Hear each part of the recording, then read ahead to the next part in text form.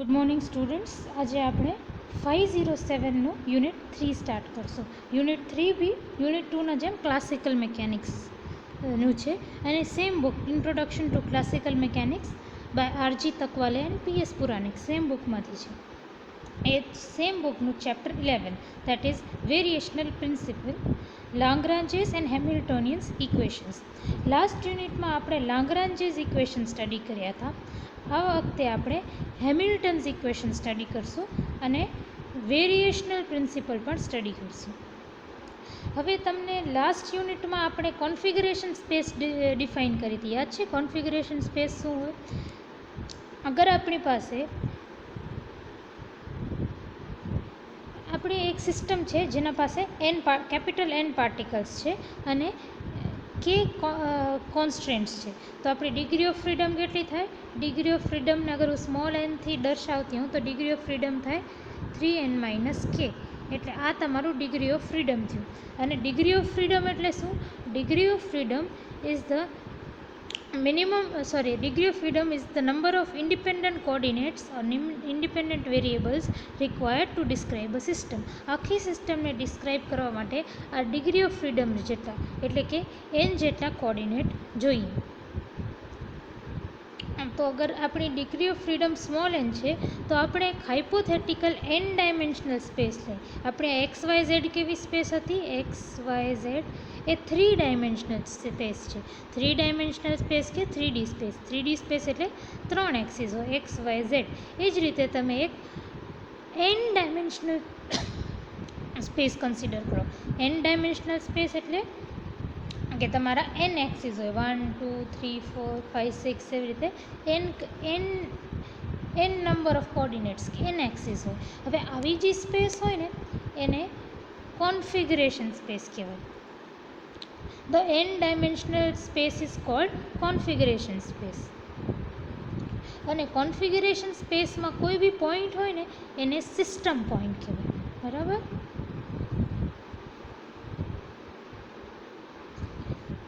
હવે આપણે will study some techniques of calculus of variation. હમણાં સુધી આપણે ખાલી રિવાઇઝ કર્યું કે કોન્ફિગરેશન સ્પેસ શું હતી.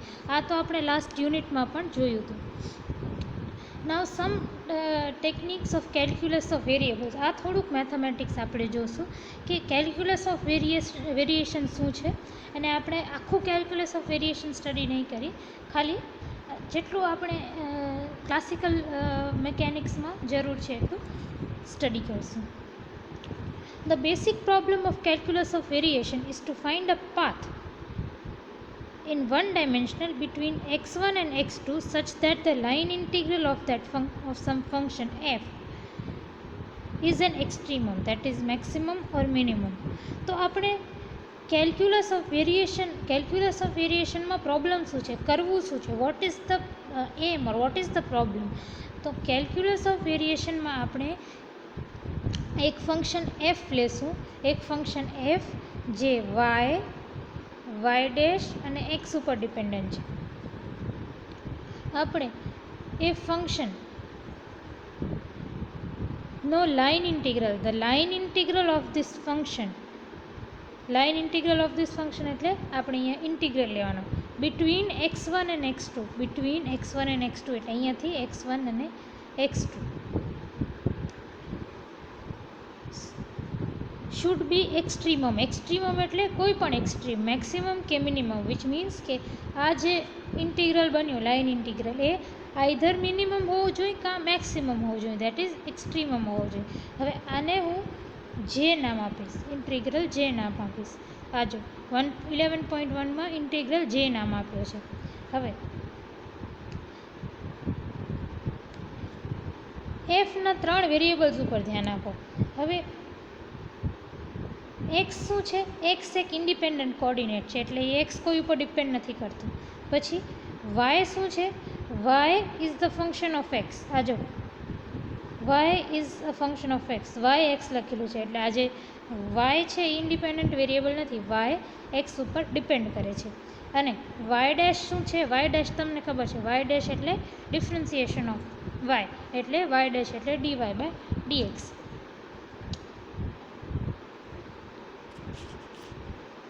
નાવ એક આપણે ફિગર કન્સિડર કરીએ. હવે ફિગરમાં let x1 y1 and x2 y2 be 2 points in space. આપણા પાસે કોઈ પણ 2 પોઈન્ટ છે x1 y1 x2 y2. We have shown 2 varied paths between 2 extreme points y1 and y2. આપણે 2 અલગ અલગ પાથ બતાવ્યા છે. એક આ છે પાથ 1 અને એક આ છે પાથ 2. બરાબર. હવે આપણે જોવાનું છે કે આ બંને પાથમાંથી કયા પાથમાં આપણો આ જે લાઇન ઇન્ટિગ્રલ છે એ એક્સ્ટ્રીમમ થાય છે, એટલે કે either minimum or maximum whatever it is. કારણ કે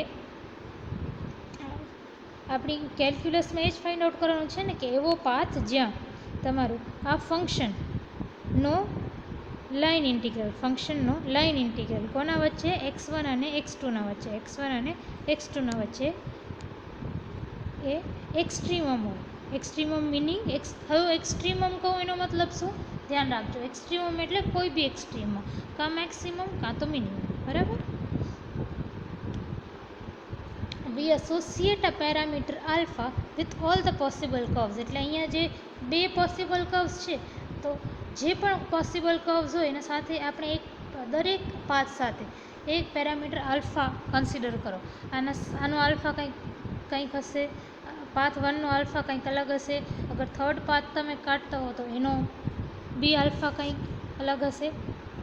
એ રીતે we associate parameter alpha with all possible curves. જેટલા પોસિબલ કર્વ્સ છે એના માટે તમે આલ્ફા એને દરેક પાથને તમે અલગ અલગ આલ્ફા અસાઇન કરી દો. આલ્ફાની અલગ અલગ વેલ્યુ દરેક પાથને અલગ અલગ આલ્ફાની અલગ અલગ વેલ્યુ ડિફાઇન કરી દો.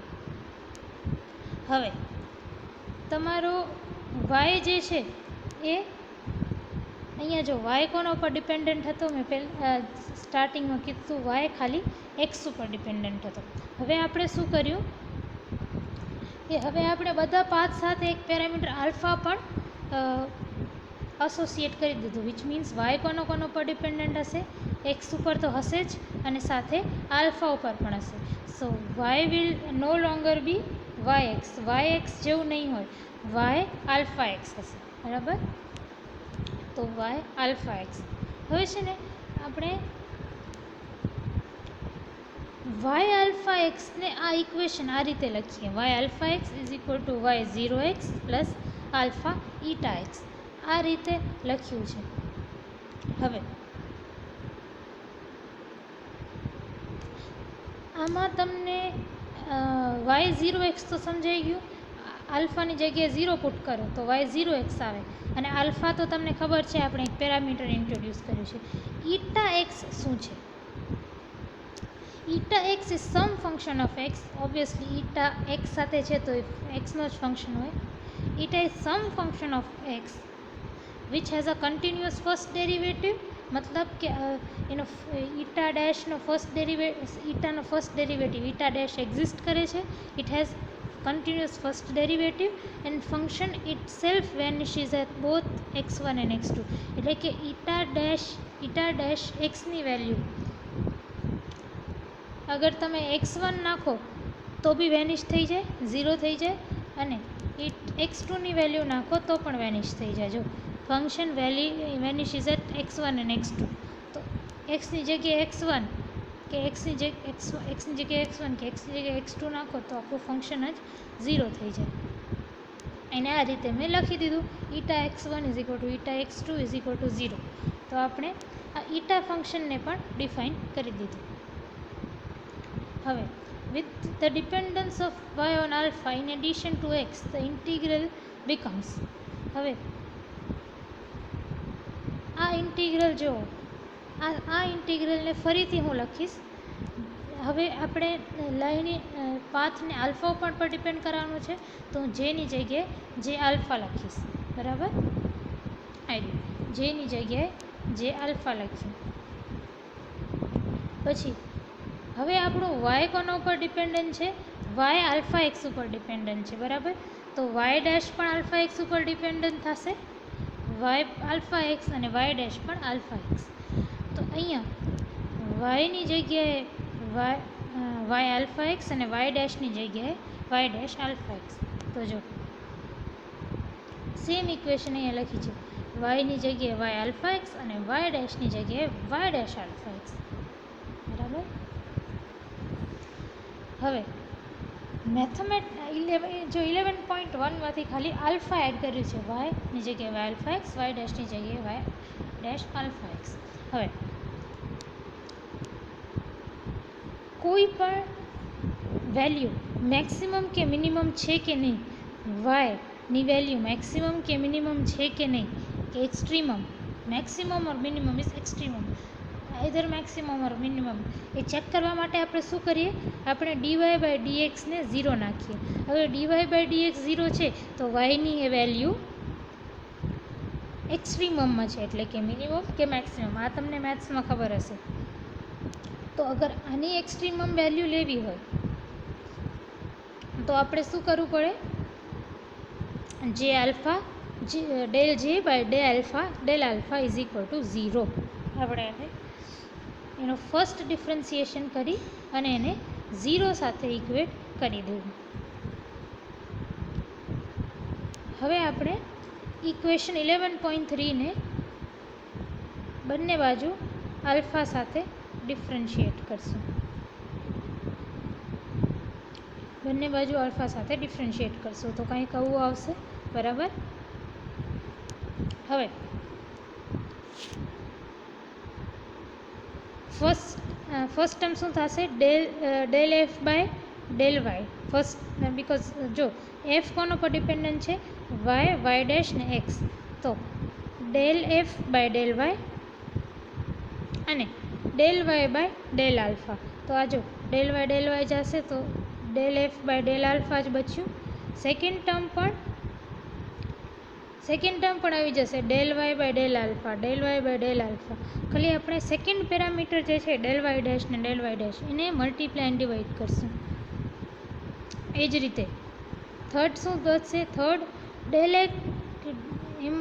પણ del f by del alpha જ બચશે, del f by del alpha.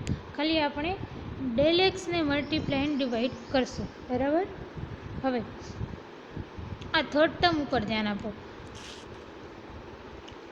મેં તમને સ્ટાર્ટિંગમાં જ કીધું હતું અહીંયા જ કે x is an independent coordinate. આ એક્સ જે છે એ ઇન્ડિપેન્ડન્ટ કોઓર્ડિનેટ છે, કોઈ ઉપર ડિપેન્ડ નથી કરતું. આ આપણું જે વાય છે, વાય આલ્ફા એક્સ ઉપર ડિપેન્ડ કરે છે તો વાય ડેશ પણ કરશે, વાય ડેશ પણ આલ્ફા એક્સ ઉપર ડિપેન્ડ કરશે. પણ આપણો જે એક્સ છે એ ઇન્ડિપેન્ડન્ટ કોઓર્ડિનેટ છે, એક્સ જે છે એ આલ્ફા ઉપર ડિપેન્ડ નથી કરતું. બરાબર. અગર એક્સ આલ્ફા ઉપર ડિપેન્ડ ન કરતો તો del x by del alpha 0 થાય. એક્સ આલ્ફા ઉપર ડિપેન્ડ જ નથી કરતો તો del x by del alpha 0 થાય, બિકોઝ એક્સના ઇક્વેશનમાં ક્યાંય આલ્ફા જ નથી. બરાબર. તો del x by del alpha 0 થશે તો આ થર્ડ ટર્મ નીકળી જશે. બરાબર. તો બચશે શું, બચશે ખાલી આ બે ટર્મ. તો જો આ બે ટર્મ લખી છે, આ બે term del J by del alpha. હવે તમે આ ટર્મ ઉપર ધ્યાન આપો. આ ટર્મ શું છે, del by del alpha of y dash which is equal to del by del alpha of y dash. શું છે, વાય ડેશ છે del y by del x. Y dash શું છે, del y by del x. જો y dash છે del y by del x. So તમે અગર આ ટર્મ જુઓ તો del y dash by del alpha is equal to del by del alpha of y ડેશની, આ વાય ડેશની જગ્યાએ હું શું લખું છું બ્રેકેટમાં, del y by del x. તો આ કેવું થઈ જશે, આ થઈ જશે ડેલ સ્ક્વેર વાય, ન્યુમરેટરમાં del square y by del alpha del x. So del square y del alpha by del x. તો આ ટર્મ કંઈક આવી થઈ ગઈ, del square y divided by del alpha del x. બરાબર. Now integrating the second term in ઇન્ટિગ્રાન્ડ by parts. એટલે કે આને તમને હવે આ ટર્મ કેવી થશે એ આપણે જોવાની છે. હવે તમે એક ઇન્ટિગ્રલ લો, integration x1 to x2 del f by del y dash d by dx of del y by del alpha dx. હવે તમને ખ્યાલ છે કે ઇન્ટિગ્રેશન બાય પાર્ટ્સનું રૂલ કેવું છે? Integration of u v dx is equal to u integration of v dx minus integration du by dx into integration v dx. હવે તમે છે ને આ બેને કમ્પેર કરો.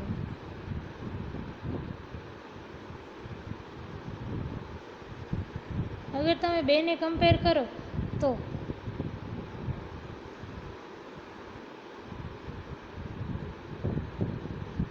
યુ વી ડીએક્સ તો આવી રીતે હતું યુ વી ડીએક્સ, બરાબર. આને તમે અગર યુ માનો અને આને અગર તમે વી માનો તો યુ વી ડીએક્સ જેવું થઈ જશે. તો ફર્સ્ટ ટર્મ શું હોવી જોઈએ? U into integration v dx. U એટલે આપણે આ યુ, તો પહેલાં યુ લખ્યું યુ, પછી આપણે લખવાનું છે integration v dx integration v dx. હવે વી કયો છે આપણો? વી આયરો. તો હવે આપણે કરશું integration v dx. Integration v dx શું થશે? તો આ વી છે એ રાખી દીધું, વી આવો છે d by dx del y by del alpha, બરાબર, ને ઇન્ટિગ્રેશન કર્યું વિથ રિસ્પેક્ટ ટુ ડીએક્સ. તો આ ડીએક્સ ડીએક્સ જશે, બચશે શું? ખાલી del y by del alpha. તો integration v dx is equal to del y by del alpha. જો ઇન્ટિગ્રેશન વી ડીએક્સની જગ્યાએ del y by del alpha છે. આ જો ઇન્ટિગ્રેશન વી ડીએક્સની જગ્યાએ del y by del alpha put કર્યું. પછી આપણે લિમિટ્સ રાખીએ x1 ને x2 વાળી જે હોય એ જ રીતે. સેકન્ડ ટર્મ શું છે? Minus integration du by dx.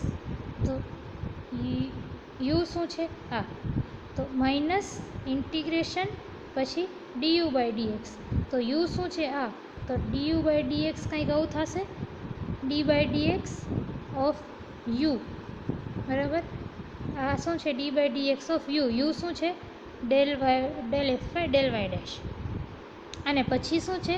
Integration v dx.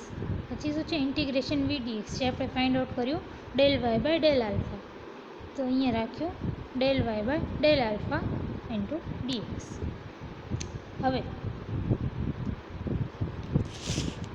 આપણે 11.2માં આવો. હવે આ આખી ઇક્વેશનને આલ્ફા સાથે ડિફરન્શિએટ કરો તો શું થશે? Del y by del alpha, del y by del alpha, del y by del alpha, આ ઇક્વેશનને.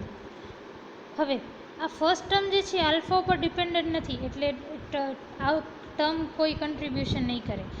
આમાં આલ્ફા છે તો આ ટર્મને તમે આલ્ફા સાથે ડિફરન્શિએટ કરો તો શું થઈ જાય? Eta x. તો del y by del alpha is equal to eta x. તો એ જ વસ્તુ લખીએ, del y by del alpha is equal to eta x. હવે આ જે del y by del alpha છે એનામાં ફર્સ્ટ ટર્મમાં જો x1 ને x2 નાખવાની છે, વિચ મીન્સ અહીંયા હું x1 x2 નાખીશ, વિચ મીન્સ કે હું આના ઉપર પણ x1 x2 નાખીશ. અગર હું del y by del alpha ઉપર x1 ને x2 લિમિટ નાખું તો એનો મતલબ હું આના ઉપર ઈટા એક્સ ઉપર x1 ને x2 વેલ્યુ નાખું છું. હવે વિચ મીન્સ લિમિટ નાખવાનો મતલબ શું? Eta x2 minus eta x1. હવે ઈટા x2 ને ઈટા x1 શું છે? બંને 0 છે, વિચ મીન્સ આ શું થઈ જશે? આ થઈ જશે 0 minus 0, that is equal to 0. તો આપણી આ જે ફર્સ્ટ ટર્મ છે એ આ રીઝન કારણે આખી 0 થઈ જશે, ફર્સ્ટ ટર્મ 0 થઈ જશે. બચશે શું? ખાલી આ સેકન્ડ ટર્મ બચશે.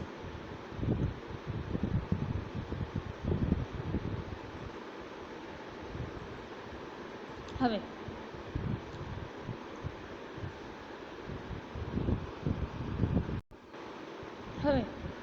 બચશે ખાલી આ સેકન્ડ ટર્મ.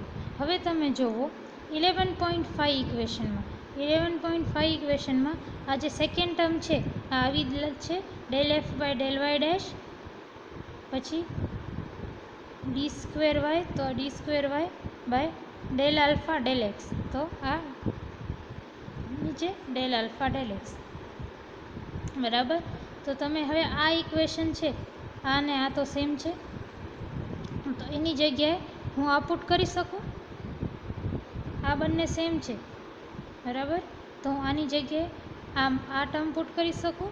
એ ટર્મ પુટ કરતાની સાથે તમારી ઇક્વેશન 11.5 કઈ થઈ જશે, આવી થઈ જશે. કાંઈ નથી કર્યું, આની જગ્યાએ આ વાળી ટર્મ પુટ કરી દીધી, કારણ કે આ તો 0 જ છે.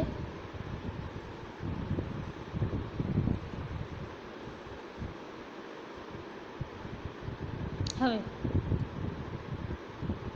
આ ટર્મ ઉપર ધ્યાન આપો, બંનેમાં del y by del alpha common આવશે, તો મેં બંનેમાંથી ડેલ વાય બાય ડેલ આલ્ફાને કોમન લીધો ને ઇક્વેશન આવી કંઈક બની ગઈ.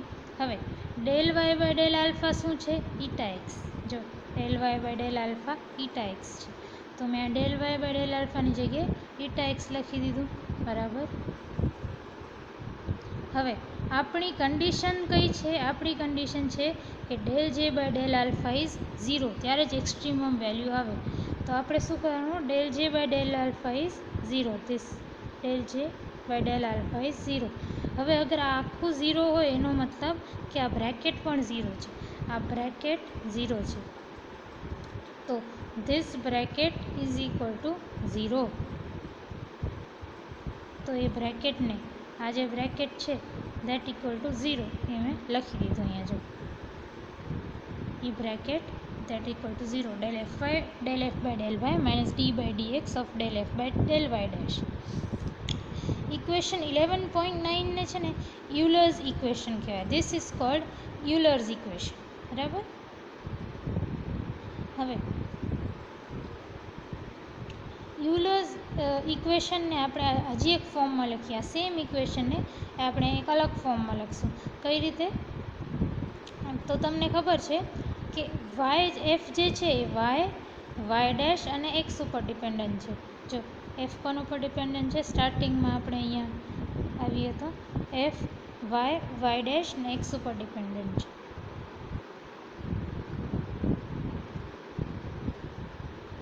બરાબર. તો d by d x of એફને કઈ રીતે લખશો, તમે આ રીતે લખી શકો,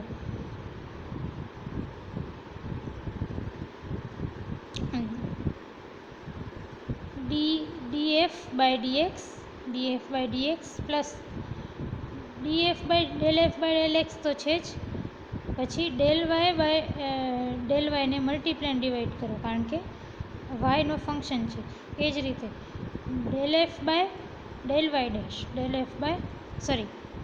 એ જ રીતે ફરીથી df બાય dx એટલે del f by del x અને ડેલ વાય ડેશ સાથે મલ્ટીપ્લાય ડિવાઈડ કરો, because y dash is also a function y dash f is also a function of y dash. હવે del y by del x શું છે, y dash. જો dy by dx is y dash, dy by dx is y dash. તો અહીંયા જે છે મેં dy by dx ની જગ્યાએ y dash લખ્યું.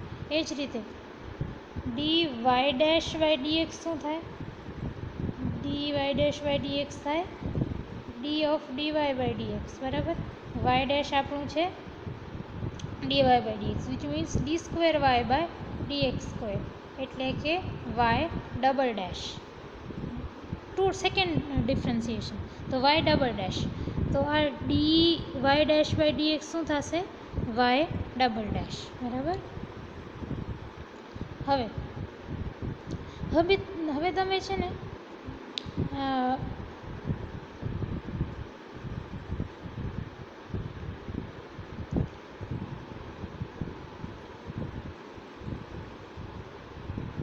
આ વાય ડેશને સબ્જેક્ટ ઓફ ઇક્વેશન બનાવો,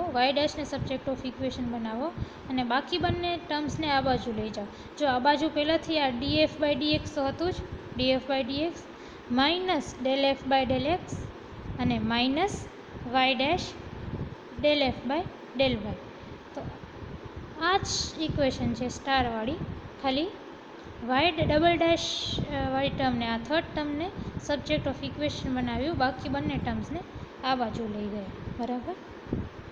હવે તમે એક ફંક્શન લો y dash del f by del y dash, અને એને ડિફરન્શિએટ કરો વિથ રિસ્પેક્ટ ટુ એક્સ, મતલબ કે dy by dx of y dash del f by del y dash. હવે તમને ખબર છે, તમારી પાસે અગર કોઈ બે ફંક્શન હોય યુ વી, એના પ્રોડક્ટનું અગર તમને ડિફરન્સિએશન કરો તો શું કરો? U dash v plus u v dash. બરાબર.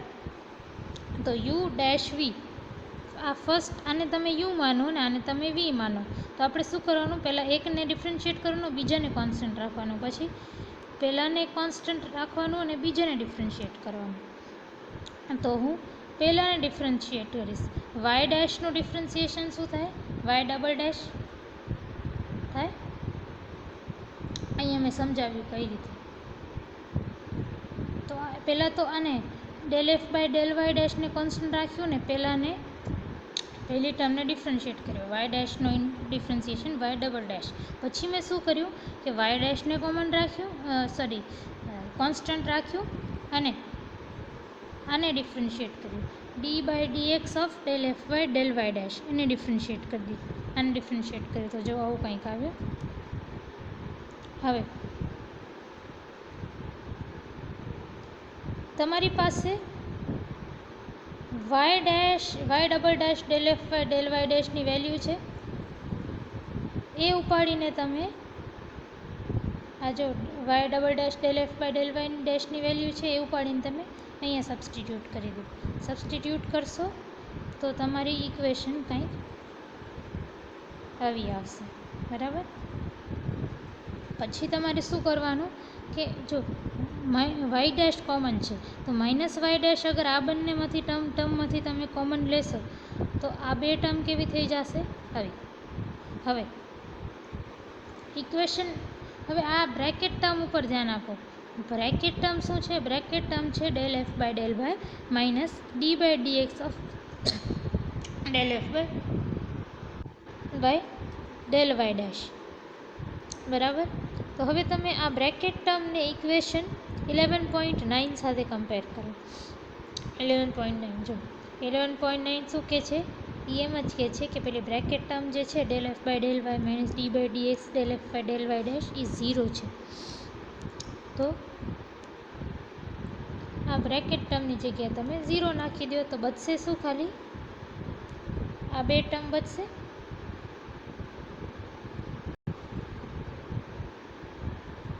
હવે આ બે જે ટર્મ્સ બચી, આ તો આખી 0 થઈ જશે. હવે આ બે જે ટર્મ્સ બચીને એને તમે આ બાજુ લઈ આવો તો તમારું ઇક્વેશન છે ને એવું કંઈક થઈ જશે. This equation is sometimes called the second form of Euler's equation. એટલે કે આપણે ફર્સ્ટ ફોર્મ ડિરાઈવ કર્યો આવો,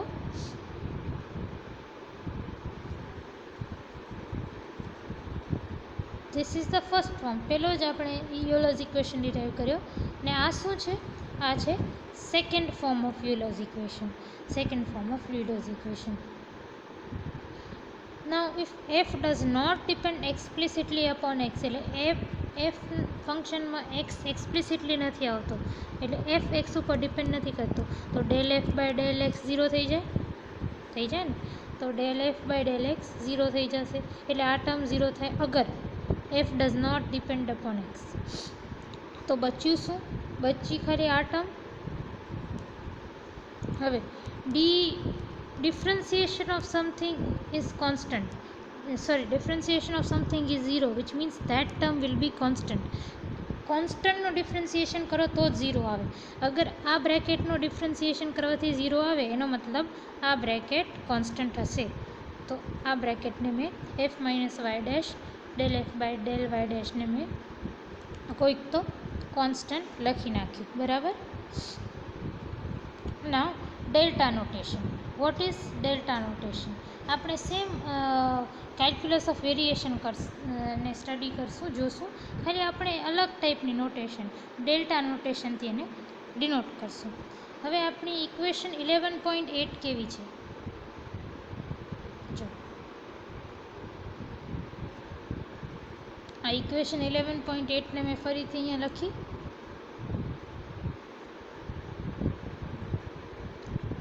અને પછી આ ઇક્વેશનમાં બંને સાઈડ ડી આલ્ફા સાથે મલ્ટીપ્લાય કરી દીધી, તો ઇક્વેશન કંઈક આવી બની ગઈ. હવે આપણે છે ને del J by del alpha into d આલ્ફાને ડેલ્ટા જે કરીને એક ટર્મ ઇન્ટ્રોડ્યુસ કરી. એ જ રીતે del y by del alpha into d alpha જે છે ને એને આપણે ડેલ્ટા વાય કીધું, બરાબર. તો આની જગ્યાએ ડેલ્ટા જે અને આ ટર્મની જગ્યાએ ડેલ્ટા આલ્ફા લખી દીધું.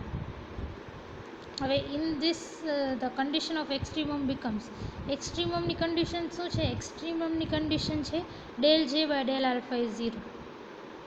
જો એક્સ્ટ્રીમમની કન્ડિશન છે આપણે del J by del alpha is 0. તો અગર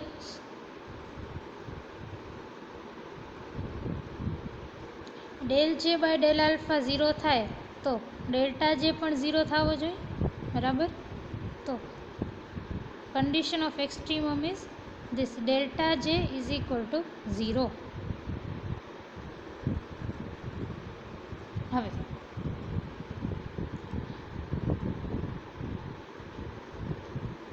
delta J is equal to 0. હવે જે શું છે?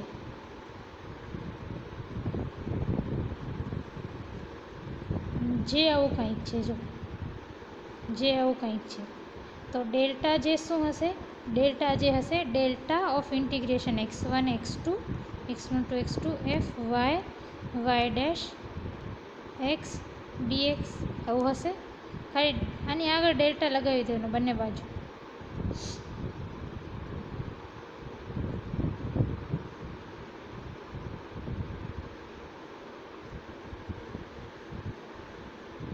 તો જો બસ લગાવી દીધું. તો ડેલ્ટા જે ની વેલ્યુ આપણે મળી ગઈ આવી. અને ડેલ્ટા જે તો 0 જોવાનું છે. મેં તમને સમજાવ્યું કે એક્સ્ટ્રીમમ માટે ડેલ્ટા જે 0 હોય. Now taking the symbol of delta inside the integral sign. હવે આ સિમ્બોલ ઇન્ટિગ્રલના બારે છે, એને ઇન્ટિગ્રલના અંદર લઈ જતા તમારું ઇન્ટિગ્રલની અંદર આવશે એટલે ડેલ્ટા એફ થઈ જશે. તો અહીંયા ડેલ્ટા એફ લખ્યું, બીજું કાંઈ નથી કર્યું. હવે ડેલ્ટા એફને તમે કઈ રીતે લખી શકો? ડેલ્ટા એફને તમે એફ કોના ઉપર ડિપેન્ડ કરે છે? વાય, વાય ડેશ અને એક્સ. હવે del f by del y into delta y, small variation in y સાથે મલ્ટીપ્લાય ડિવાઈડ કર્યું, પ્લસ વાય ડેશનું ફંક્શન છે તો small variation in y dash સાથે મલ્ટીપ્લાય ડિવાઈડ કર્યું. મેં વાય અને વાય ડેશનું લીધું છે, એક્સ નથી લીધું, because x is our independent variable. X independent variable છે, એને તમને ધ્યાનમાં લેવાની જરૂર નથી. હા, તો આપણું આ થઈ ગયું. હવે now delta y dash. Delta y dash એટલે કે શું? વાય ડેશ શું હોય? વાય ડેશ એટલે dy બાય dx, બરાબર. હવે તમે ડી બાય ડીએક્સને બારે લઈ આવો ને આમાંથી ડેલ્ટાને અંદર લઈ જાઓ તો d by dx of delta y. તો delta y dash is equal to d by dx of delta y. તો આ ઇક્વેશન કઈ રીતે આવી સમજાણી. પછી અહીંયા જે ડેલ્ટા વાય ડેશ છે ને એની જગ્યાએ d by dx of delta y put કરી દો. અહીંયા જે ડેલ્ટા વાય ડેશ છે એની જગ્યાએ d by dx of delta y put કરી દો. Integrating the second term on right hand side by parts. Integrating by parts એટલે ફરીથી આપણે આ જ ફોર્મ્યુલા લગાવવાનો. કયો?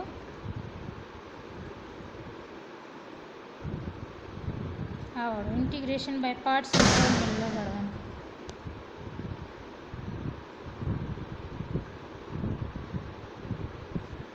આ જે સેકન્ડ ટર્મ છે ને ફરીથી ઇન્ટિગ્રેટ બાય પાર્ટ્સ કરો.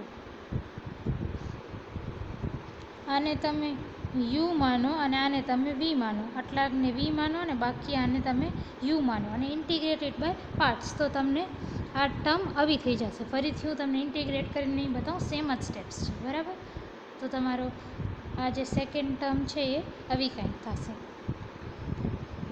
હવે આપણે શું કીધું હતું કે એક્સ્ટ્રીમમની કન્ડિશન શું છે? એક્સ્ટ્રીમમની કન્ડિશન છે delta J is equal to 0, which means કે this whole thing will be equal to 0, which means કે આ જે બ્રેકેટ છે ને that will also be equal to 0. હવે આ બ્રેકેટ ડેલ એફ કન્ડિશન કેવી થશે? Del f by del y minus d by dx del f by del y dash is equal to 0. આ શું છે? આ ફરીથી યુલર્સ ઇક્વેશન આવી ગયું. ફરીથી જો યુલર્સ ઇક્વેશન આવી ગયું, આવ્યું આપણું.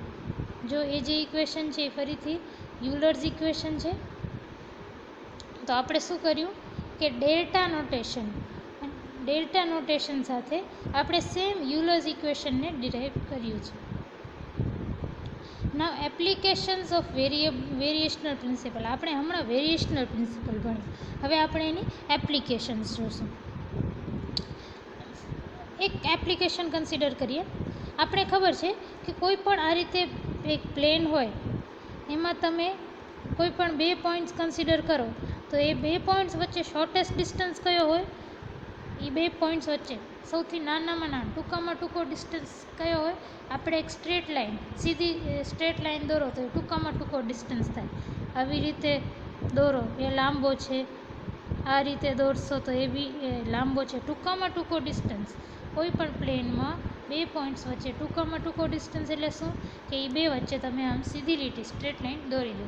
તો આપણે એ બતાવવાનું છે. We have to show that shortest distance between 2 points in a plane is a straight line. હવે શોર્ટેસ્ટ ડિસ્ટન્સ એટલે કે મિનિમમ વેલ્યુ, મિનિમમ કે મેક્સિમમ ને આપણે કઈ રીતે બતાવતા હતા? એક્સ્ટ્રીમમ તરીકે, બરાબર. તો આનામાં આપણે વેરિએશનલ પ્રિન્સિપલ વાપરી શકશું, કારણ કે વેરિએશનલ પ્રિન્સિપલમાં આપણે જોતા હતા કે એક્સ્ટ્રીમમ વખતે del J by del alpha is equal to 0. તો આપણે આવું કંઈક બતાવવું પડશે એના માટે. હવે એના માટે આપણે જે ડિફાઇન કરવો પડશે. જે કઈ રીતે ડિફાઇન કરવા છે? આપણે J is equal to integration f y y dash x dx, બરાબર. એવું છે. તો આપણે હવે જોઈએ. Consider x y plane. તમે એક એક્સ વાય પ્લેન કન્સિડર કરો. An element of plane in this plane is given by. તો કોઈ પણ પ્લેનમાં એક નાનકડો લેન્થ એલિમેન્ટ લો ડીએસ, એને તમે કઈ રીતે બતાવો? Dx square plus dy square. આને બંને બાજુથી અંડરરૂટ કરી નાખો તો તમારું કંઈક આવું ઇક્વેશન આવે. હવે આમાંથી ડીએક્સને કોમન કાઢો તો શું થાય? Under root 1 plus dy square by dx square. એને મેં આ રીતે લખ્યું, બરાબર. હવે total distance between the 2 points is total. Ds શું છે? એક નાનકડો એલિમેન્ટ છે. આખો ટોટલ ડિસ્ટન્સ માટે મને શું કરવું પડે? નાનકડા એલિમેન્ટ ડીએસને ઇન્ટિગ્રેટ કરવું પડે ફ્રોમ પોઈન્ટ 1 to 2, કારણ કે આપણે 2 પોઈન્ટ્સ x1 ને x2 લીધા છે. તો જે is equal to total distance ને આપણે જે માનીએ, આપણે કોને મિનિમમ કરવાનું છે? જેને. તો આપણે વેરિએશનલ પ્રિન્સિપલમાં આપણે જેને મિનિમમ કરતા હતા, બરાબર. જેને extremum that is minimum or maximum કરતા હતા. તો જેને મિનિમમ કરતા હતા. તો અહીંયા કોને મિનિમમ કરવાનું છે? ડિસ્ટન્સને, શોર્ટેસ્ટ ડિસ્ટન્સ લેવાનું છે. વિચ મીન્સ કે આપણે જે કોને લેશું? જે ટોટલ ડિસ્ટન્સને આપણે જે લેશું. તો ટોટલ ડિસ્ટન્સ કેટલો છે? ડીએસનો ઇન્ટિગ્રલ, બરાબર. હવે ડીએસનો ઇન્ટિગ્રલ તમારી પાસે ડીએસ આવ્યું છે, તો અહીંયા ડીએસની વેલ્યુ નાખી દો. બિટવીન x1 ટુ x2 આપણે ખબર જ છે 2 પોઈન્ટ્સ x1 અને x2 આપણે લીધા. હવે dy બાય dx શું છે? dy by dx is equal to y dash. તો અહીંયા dy બાય dxની જગ્યાએ તમે વાય ડેશ પુટ કરો તો આ બ્રેકેટ કેવું થઈ જશે? આ બ્રેકેટ કંઈક એવું થઈ જશે. તમને ખબર છે J is equal to integration of f dx. તો આ integration of f dx J is equal to integration of f dx. તો કમ્પેર કરો તો આ બંનેને કમ્પેર કરો, આ જે અને આ જે. તો f is equal to 1 plus dy by dx સ્ક્વેરનો અંડરરૂટ આવી જશે આવું. તો એફ કંઈક આવું છે. તો આપણે એફને એવું કંઈક લખ્યું. હવે આ એફમાં જુઓ, એફની ઇક્વેશનમાં ક્યાંય વાય નથી આવતો. તો del f by del y 0 થશે કારણ કે એફની ઇક્વેશનમાં ક્યાંય વાય નથી આવતો. હવે એફની ઇક્વેશનમાં વાય ડેશ આવે છે તો del f by del y dash કંઈકની કાંઈ કિંમત હશે.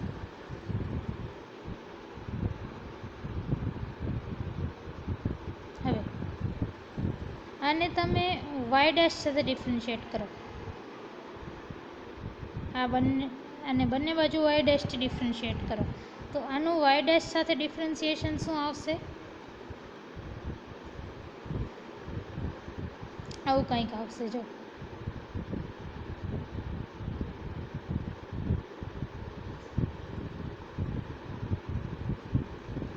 આવું કંઈક આવશે.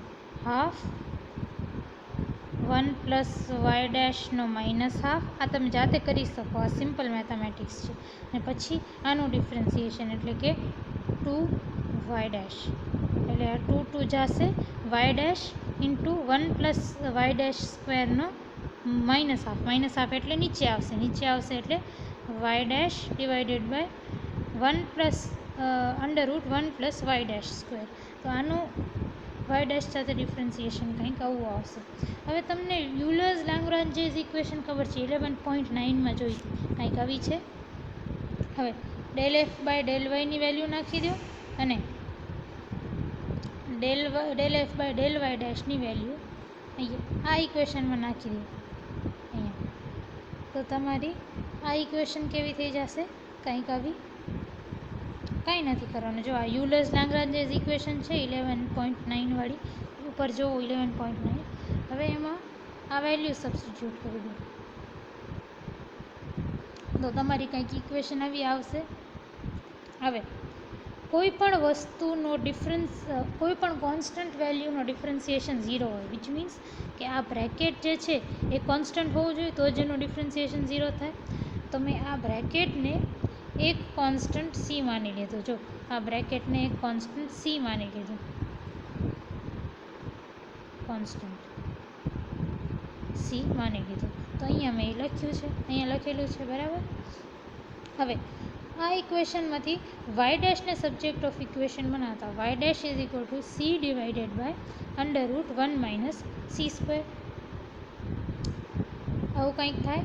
હવે સી કોન્સ્ટન્ટ છે તો અંડરરૂટ 1 માઇનસ સી સ્ક્વેર પણ કોન્સ્ટન્ટ હશે, વિચ મીન્સ આ આખી ટર્મ કોન્સ્ટન્ટ હશે. તો ધારો કે એ આખી કોન્સ્ટન્ટ ટર્મને તમે સ્મોલ એ નામ આપી દો. So y dash is equal to a. Y dash is equal to a. હવે વાય ડેશ શું છે? વાય ડેશ છે ડીવાય બાય ડીએક્સ, બરાબર. તો આ ટર્મમાં તમે જુઓ તો ડીવાય શું હશે? A dx. હવે આ dy is equal to a dx થઈ ગયું. તો એને બંને બાજુ ઇન્ટિગ્રેટ કરો તો શું બચશે? વાય. ડીવાયનું ઇન્ટિગ્રેશન વાય, આનું ઇન્ટિગ્રેશન થશે ax plus some constant b. તો y is equal to x plus b આપણે મળી ગયું. આનું ઇન્ટિગ્રેશન કર્યું તો આપણે શું મળ્યું? Y is equal to x plus b. હવે આ શું છે? This is the equation of a straight line. તો પ્રૂવ થઈ ગયું કે આપણે એક પ્લેન લીધો હતો અને એના line element as in DS, કે પછી ટોટલ લેન્થ, એક જે ટોટલ ડિસ્ટન્સ છે એને આપણે જે માન્યું અને પછી એના ઉપર વેરિએશનલ પ્રિન્સિપલ લગાવ્યો એટલે del J by del alpha is equal to 0 put કર્યું તો આપણે મિનિમમનો પાથ મળ્યો. અને મિનિમમનો પાથ કયો છે? Straight line. તો પ્રૂવ થઈ ગયું કે મિનિમમ ડિસ્ટન્સ જે છે શોર્ટેસ્ટ ડિસ્ટન્સ એ સ્ટ્રેટ લાઇનથી આવે. Third is break-stroke-krone or shortest time problem. આ છે શોર્ટેસ્ટ ટાઈમ પ્રોબ્લેમ. પહેલાં આપણે શોર્ટેસ્ટ ડિસ્ટન્સ લીધું, હવે આપણે શોર્ટેસ્ટ ટાઈમ જોશું. We wish to find a path that would be taken up by particle along which the time of transit between two particles is minimum. આપણે એવો path લેવાનો છે. પહેલાં હવે આપણે એવો પાથ લેવાનો છે જેનામાં કોઈ પણ બે પોઈન્ટના વચ્ચે તમે જાઓ તો મિનિમમ ટાઈમ લાગે એવો એક પાથ લેવાનો છે. કોઈ પણ બે પોઈન્ટ વચ્ચે એવો પાથ લેવાનો કે એ પાથ ઉપર ટાઈમ તમને મિનિમમ લાગે. એના માટે consider a particle which moves in a constant conservative force field. તમે એક પાર્ટિકલ કન્સિડર કરો જે એક કન્ઝર્વેટિવ ફોર્સ ફિલ્ડમાં મૂવ કરે છે અને એક કોન્સ્ટન્ટ છે. તો તમારું ટાઈમ શું હોય? Time is equal to distance by velocity. તો T12 is equal to integration ds. તમે ડિસ્ટન્સ અહીંયા કેલ્ક્યુલેટ કરેલું છે પ્લેનમાં, ds by your velocity v, અને પછી ઇન્ટિગ્રેશન કરી દીધું ફ્રોમ 1 to 2, એટલે કે બે પોઈન્ટ જે છે આપણા first point 1 refers to the origin એટલે સ્ટાર્ટિંગ પોઈન્ટ, અને 2 to the સેકન્ડ પોઈન્ટ જ્યાં સુધી પહોંચવું છે. આ આપણું ઓરિજિન જ્યાંથી આપણે ચાલુ થયા, અને 2 જ્યાં પહોંચવું છે.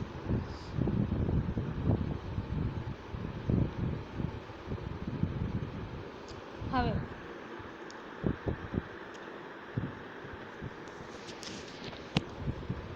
આપણે ખબર છે કે kinetic energy plus potential energy is equal to total energy that is constant. બરાબર? Since the force field is given to be conservative. Force field conservative હોય ત્યારે કાઇનેટિક એનર્જી અને potential energy is your total energy that is constant. Conservative force ફિલ્ડના કેસમાં આપણે જો અહીંયા conservative force field લીધી છે. If the potential energy is taken as 0, એટલે કે અગર આપણે T plus V is equal to constant છે, એનામાં અગર આપણે વીને 0 લઈએ તો T plus 0 is equal to constant. બરાબર?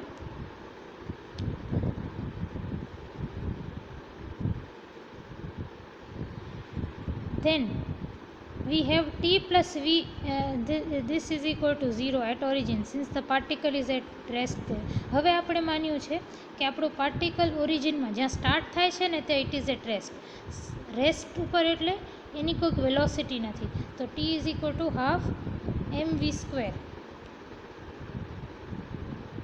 T is equal two half mv² હોય. હવે પાર્ટિકલ રેસ્ટ ઉપર છે વિચ મીન્સ એની કોઈક વેલોસિટી નથી, એટલે કે v 0 છે. તો આ T પણ 0 થશે વિચ મીન્સ આપણે શું મળ્યું? T is equal to 0. આપણે શું અઝ્યુમ કર્યું છે? પોટેન્શિયલ એનર્જીને 0 અઝ્યુમ કર્યું છે. અને આપણે મળ્યું શું? That kinetic energy is also at 0. Particle is at rest. તો પાર્ટિકલ રેસ્ટ ઉપર છે તો T is also is equal to 0. તો T plus V both will be equal to 0 plus 0, that is 0. તો આ T plus V is equal to 0 લખ્યું. હવે T is equal to half mv², અને potential energy તમને ખબર છે કેટલી હોય કન્ઝર્વેટિવ ફોર્સ ફિલ્ડમાં? -mgx is equal to 0. હવે mgx ને તમે આ બાજુ લઈ આવો, m કેન્સલ થશે તો v² is equal to 2gx and v is equal to √2gx. તો v is equal to √2gx આપણે મળ્યું. આ v ની વેલ્યુ જે છે એ તમે આમાં પુટ કરી દો તો તમારી ઇક્વેશન કંઈક આવી થઈ જશે T12 ની. હવે આ જે 2g વાળી ટર્મ છે, 2g g શું છે? કોન્સ્ટન્ટ છે, 9.8 મીટર પર સેકન્ડ સ્ક્વેર. તો એ તમારા dx x સાથે, વેરિયેબલ x સાથે ચેન્જ નહીં થાય, એટલે એ કોઈ આ ઇન્ટિગ્રલમાં ઇફેક્ટ કરતા નથી. એટલે આપણે આપણો જે ફંક્શન f બનાવશું ને એમાં આપણે એને કન્સિડર નહીં કરીએ 2g વાળા ટર્મને. હવે આપણે ખબર છે j is equal to integration of f dx. First આપણે 11.1 તમે જુઓ તો આપણે કેલ્ક્યુલસ ઓફ વેરિએશન ઇન્ટ્રોડ્યુસ કર્યું ત્યારે ફર્સ્ટ જ આપણે ઇક્વેશન આ બતાવી હતી કે J is equal to integration f dx. તો હવે આ બંનેને કમ્પેર કરો તમે, આ બંનેને તમે કમ્પેર કરશો તો તમને એફ શું લાગશે? આ f is equal to this value. ખાલી આપણે 2g ને કન્સિડર નહીં કરીએ because it is not affecting anything, because એ કોન્સ્ટન્ટ જ છે. C factor 2g raise to minus half does not affect the finite equation. તો આપણે ફંક્શનને આ રીતે લખીએ. ખાલી આટલું એફ ડીએક્સ હોય ને તો ડીએક્સ તો આ રહ્યો, બચ્યું શું? આટલું. ખાલી આમાં 2g નહીં લખવાનું, તો એ તમારું ઇક્વેશન કંઈક આવું થઈ જશે. હવે આ ઇક્વેશનમાં તમે જુઓ, આ ઇક્વેશનમાં ક્યાંય વાય છે? ના, નથી. અગર એફના ઇક્વેશનમાં ક્યાંય વાય નથી, which means f does not depend on y. તો del f by del y 0 થશે, અહીંયા લખ્યું છે. હવે બચશે શું? આ ઇક્વેશનમાં વાય ડેશ છે, એફના ઇક્વેશનમાં વાય ડેશ છે, વિચ મીન્સ કે del f by del y dash બચશે, del f by del y dash બચશે. હવે 11.9 યુલર્સ ઇક્વેશન જો આવી જ કંઈક છે. હવે આ ઇક્વેશનમાં ડેલ એફ બાય ડેલ વાયને 0 પુટ કરી દઉં, અહીંયા છે. તો ઇક્વેશન શું બચે? ખાલી આટલી બચે. એ ઇક્વેશનને મેં અહીંયા લખ્યું. હવે કોઈ પણ કોન્સ્ટન્ટ વેલ્યુનો ડિફરન્સિએશન 0 હોય, કોઈ પણ કોન્સ્ટન્ટ વેલ્યુનો ડિફરન્સિએશન 0 હોય, એ તમને ખબર છે.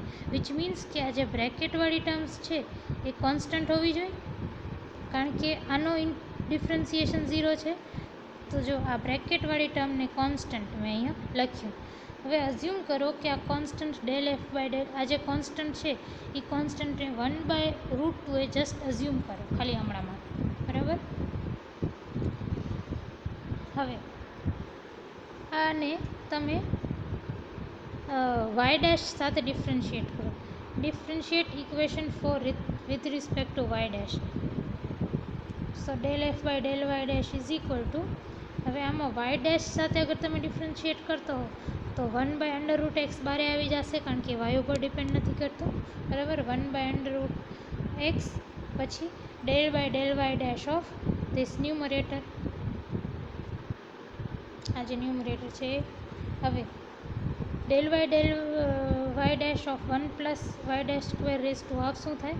1/2 into √1/2 into 1/√1 plus y dash square.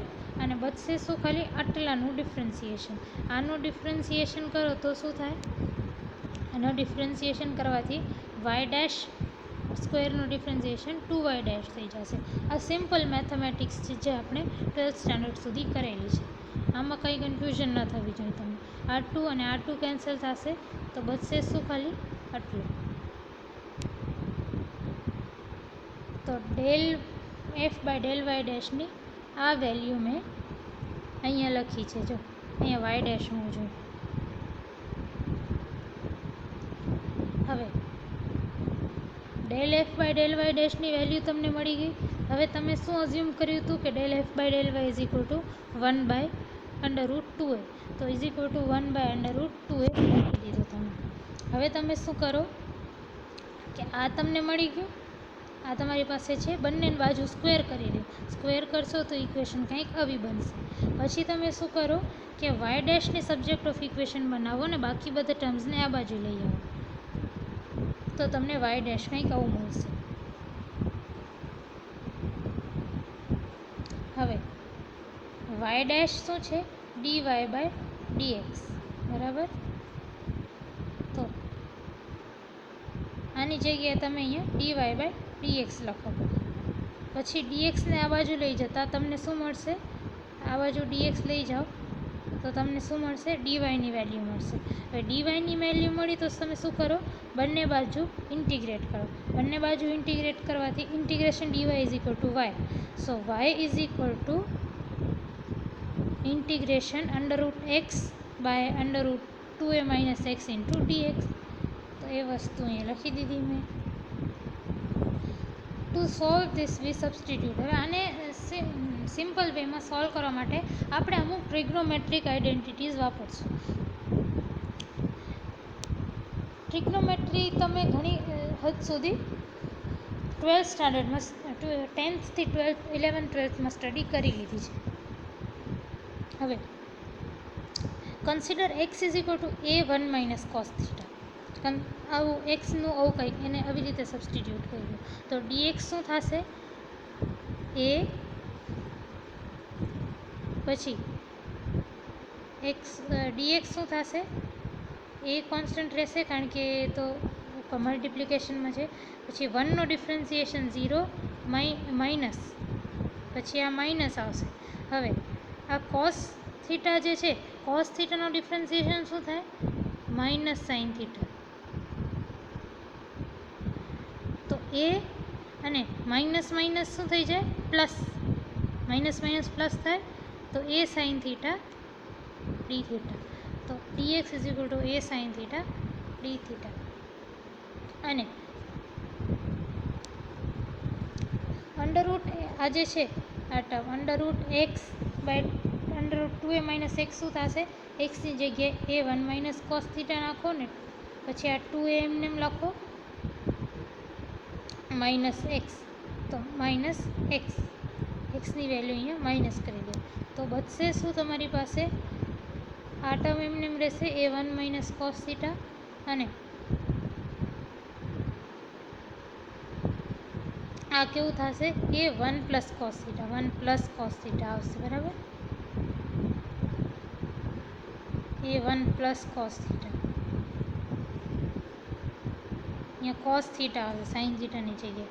1 minus cos theta divided by 1 plus cos theta is equal to અને એનો અંડરરૂટ લો that is equal to tan theta by 2. તો આની વેલ્યુ શું થઈ? Tan theta by 2. આની વેલ્યુ થઈ ગઈ ten theta by 2.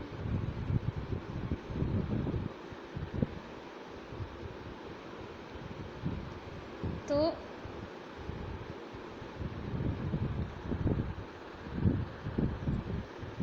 therefore we get, what do we get? Y is equal to integration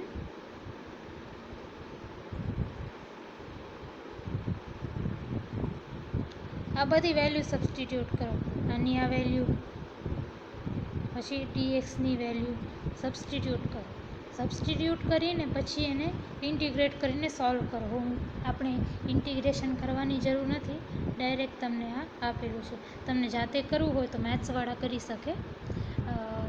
જે કેમિસ્ટ્રી બોટની બેકગ્રાઉન્ડવાળા હશે એને બહુ ટફ પડશે. સો આપણે વાયની ડાયરેક્ટ વેલ્યુ આપેલી છે આ લખાવી દીધી. ના એક્સ શું છે? એક્સ છે એ 1 માઇનસ કોસ થીટા અને વાય શું છે? વાય છે a theta minus sine theta. હવે આ શું છે? આ બે કોની ઇક્વેશન છે? These are equations of cycloid passing through the origin. એટલે આ છે સાયક્લોઇડ, ઓરિજિનથી પાસ થતો એક સાયક્લોઇડ. એવી રીતે જો આ સાયક્લોઇડ કહેવાય. તો શોર્ટેસ્ટ ટાઈમ કયો હોય? શોર્ટેસ્ટ ટાઈમ કયો હોય? Path of cycloid.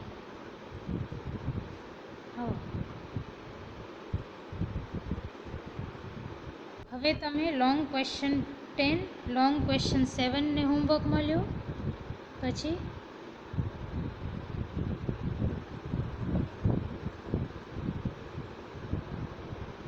Long question 4 ને હોમવર્ક મળ્યો અને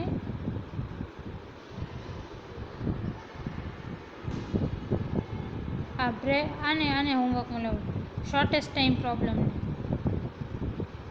લોંગ ક્વેશ્ચન 8 ને આ પણ તમે હોમવર્ક મળ્યો.